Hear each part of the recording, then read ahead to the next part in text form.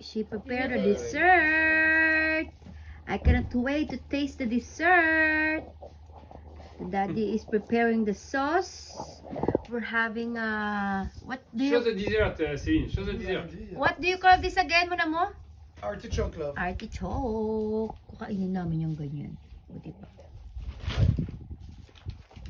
And modo, il faut connaître pour y aller. appetizer. Artichoke. C'est pas simple. Kukuha lang siya dito. Ayan. Les jeunes ne peuvent pas y aller, quoi. Tu vois. Tapos Non, idip de toute façon, je dito. pense qu'il n'en veut pas les jeunes. Non, non. Ayan. Il veut les gens un Tingnan peu natin. huppés, il veut les gens un peu...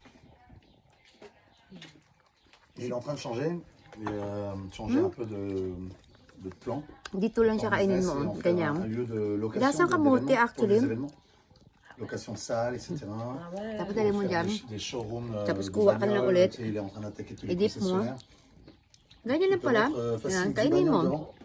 Yan. Tu vois, faire des événements, faire des anniversaires. Yeah. Des remixes de Yung trucs des tatay, années 70. nagasayaw. Franchement, les Nanay, mecs, ils savent singer. pas, Oo, na. Qui ça? Vas-y, fais-le. Il m'entraîne Ah, au il bout manque de la nuit. Qui ça, qui ça, Les démons de minuit. Qui ça? Oh. Il m'entraîne jusqu'à l'insomnie. Qui ça? Wala. Wala ko naintindihan po. Welcome to the Brittany. Yeah. Represent! Yes. DJ Skacha. DJ oh. Wow.